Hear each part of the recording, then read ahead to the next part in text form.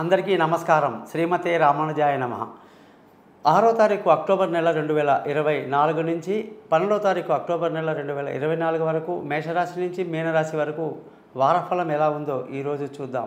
ఈ వారం గ్రహాల స్థితి కానీ చూసుకుంటే వృషభంలో గురు సంచారం జరుగుతూ ఉంది. కుజుడు మిథున రాశిలో, అలాగే కేతు వచ్చేసి కన్యా రాశిలో, సూర్యుడు అలాగే బుధ గ్రహాలు కూడా కన్యా రాశిలో సంచరిస్తున్నారు. శుక్రుడు వచ్చేసి తులారాశిలో, బుధుడు 11వ తారీఖు నాడు తులారాశిలోకి ప్రవేశించడం జరుగుతుంది. కన్యా నుంచి బుధుడిది అనమాట. ఇకపోతే శని కుంభరాశిలో సంచరిస్తూ, రాహు మీనరాశిలో సంచరిస్తున్నారు. దీన్ని బట్టి మనం 12 రాశులకు ఎలా ఉందో తెలుస్తూ, ముఖ్యంగా ఇదంతా కూడాను మన నాలెడ్జ్ కోసం చెప్పేది ఏంటంటే తదియా తిథి నుంచి నవమి తిథి వరకు తిథులు ఎవరైనా పెద్దలకు కర్మలు చేయడానికి కోసం చెప్పడం జరిగింది. ఆశ్వయుజ మాసంలో శుక్లపక్షంలో ఎవరైతే తిథులు పెట్టాల్సి ఉంటుందో వాళ్ళకి ఈ తదియా ఇదంతా కూడాను ఈ నవమి వరకు అనమాట. అలాగే నక్షత్రం కూడా విశాఖ నక్షత్రం నుంచి శ్రావణ నక్షత్రం, అంటే ఎవరైనా ఆశ్వేజ మాసంలో పుట్టారనుకోండి వాళ్ళది విశాఖ, అనురాధ, జ్యేష్ఠ, మూల, పూర్వాషాఢ, ఉత్తరాషాఢ, శ్రావణం ఈ నక్షత్రాల్లో ఈ వారంలో పుట్టిన వాళ్ళు కూడా బర్త్డే చేసుకోవచ్చు అన్నమాట బ్రహ్మాండంగా.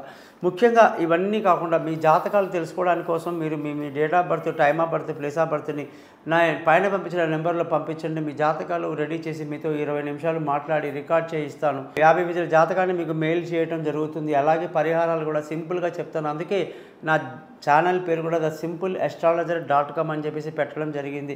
మీరందరూ కూడా ఈ ఛానల్ని సబ్స్క్రైబ్ చేయడం, మీ బంధువులకు స్నేహితులకు తెలియజేయడం మర్చిపోవద్దని మరీ కోరుతూ,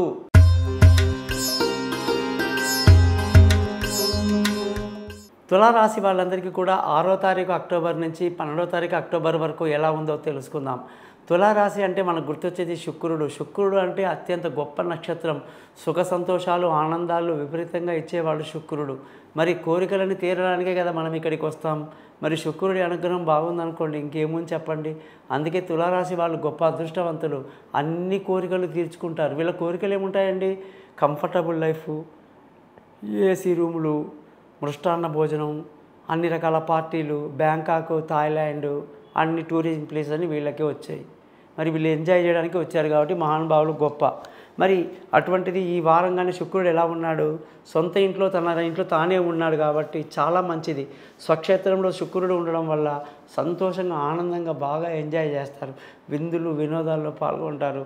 ఎంతో ఆరోగ్యకరమైన వాతావరణంలో ఈ వారం అంతా కూడా తులారాశి వాళ్ళు బాగా ఎంజాయ్ చేస్తారు. వీళ్ళకి కాబోయే భర్త ఎలా ఉంటాడు అని ఒక క్వశ్చన్ వస్తుంది. అమ్మాయి అయినా అబ్బాయి అయినా భార్య భర్త ఎలా ఉంటారు తులారాశి వాళ్ళకంటే? కఠినంగా ఉంటారండి, చాలా రఫ్గా ఉంటారు. పోలీస్ డిపార్ట్మెంట్ అనుకోండి, లేదా ఆర్మీ అనుకోండి, దెబ్బకి అటువంటి వాళ్ళు వీళ్ళకి ఆపోజిట్లో వస్తారు. క్రమశిక్షణకి మారుపేరు. వీళ్ళు తెలివితో బతుకుతామంటారు తులారాశి వాళ్ళు అలా కాదు, ఒళ్ళోంచి పనిచేయాలంటారు. వీళ్ళు జాతకాలు అన్ని శాస్త్రాలు నమ్ముతారు. వాళ్ళు జాతకాలు ఎక్కువ నమ్మరు. వాళ్ళు ఏం చేస్తారు? కష్టపడితే చెమటోడిస్తే రిజల్ట్ రాకపోతే తాత దిగొస్తాడు అంటారు వాళ్ళు. అలాగా ఈ మేషరాశి వాళ్ళ స్టైల్ వేరేగా ఉంటుంది. అయితే ఈ తులారాశి వాళ్ళకి వచ్చేటువంటి ఈ యొక్క కఠినమైనటువంటి మనస్తత్వంతో రఫ్ అండ్ టఫ్గా హార్డ్ వర్క్ చేసే వాళ్ళు ఉంటారండి. అటువంటి వాళ్ళు వస్తారు. ముఖ్యంగా ఈ పార్ట్నర్షిప్ వీళ్ళది చాలా బాగుంటుంది. మంచి కాంబినేషన్ అనమాట. లాంగ్ జర్నీ బాగుంటుంది వీళ్ళ దాంట్లో, ఎక్కడా ఇబ్బంది లేదు. ముఖ్యంగా ఈ తులారాశి వాళ్ళకి ఉద్యోగం కానీ చూసుకుంటే ఉద్యోగంలో వీళ్ళు చాలా క్రమశిక్షణగా పనిచేస్తారు. ఉద్యోగంలో చాలా పైకి వస్తారు. కానీ చాలామంది తులారాశి వాళ్ళకున్న విపరీతమైన తెలివితేటలకి ఉద్యోగాలు సరిపోవు. ఎవరైనా తిడితే పడరు, ఎవరైనా ఒక మాట అంటే పడరు.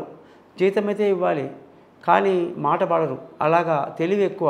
ఎప్పుడు కూడా జాబ్ జంప్ అవుతూ ఉంటుంది. ఈ జాబ్ కాకపోతే ఇంకో జాబ్లోకి మారిపోతూ ఉంటారన్నమాట వీళ్ళందరూ కూడా. వాళ్ళందరికీ కూడా మనం కానీ చూసుకుంటే ఎప్పుడైనా